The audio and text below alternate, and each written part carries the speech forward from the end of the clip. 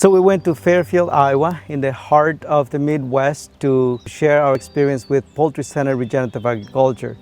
Instead, what we found was a whole community, a whole region of farmers, businesses, leaders, professors, economic development folks ready to take this whole idea to the next step so that we can restore that landscape, the health to the soil, the nutritional value to the food, and the health to those communities.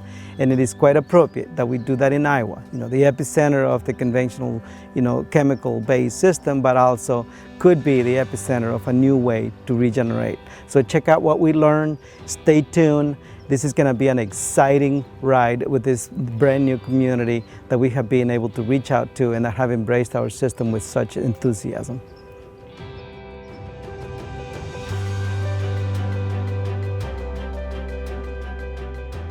In my world, we are a very large community, and as long as a community we come together, we can solve very large problems.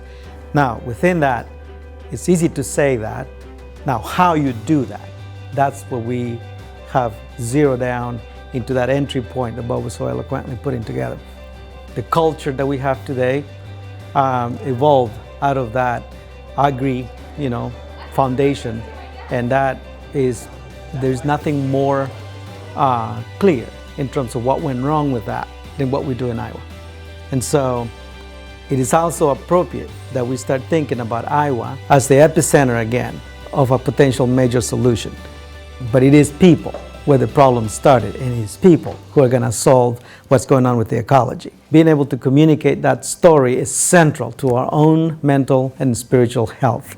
You will see that when we're done, how we can actually start a really massive revolution on the chicken alone. And it revolutionizes everything else we think of in terms of agriculture. Nature is very efficient at transforming energy.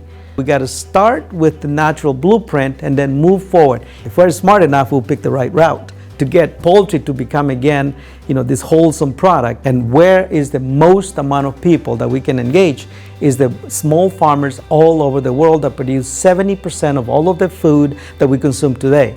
Regenerative agriculture, it really has to be defined from the standpoint of natural energy cycles. Like I said, if we're going to regenerate, we regenerate from the standpoint of energy. The universe is built on a set amount of energy, which gets transformed and all of that and flows, but it doesn't get created all the time, and you can't destroy it. You can only transform it, right? And as we think of ourselves not as food producers, but as energy managers, that's the foundation of success in farming. See, most people think we are corn producers and soybean producers and pork producers and chicken producers. We're not. We are managers of energy that results in those things. And if we don't focus on the product but focus on the energy, then we always do well. Agriculture production in the Midwest, 40% of that is corn and soybeans dedicated to feed for animal in confinement.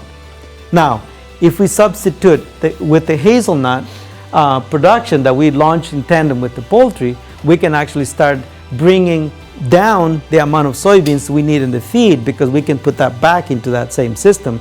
Better quality, more nutritious, high in omega-3, and we already extracted the oil, which is much more valuable to the market than the soybean oil anyway. 1/3 of the United States total continental territory is fit for hazelnuts and elderberries. So, just to give you an idea of the scope of change we can achieve by a very simple energy-based design. That's the way nature designed it. It's not up to us to decide that anymore. We make it easy to transition into life-giving systems.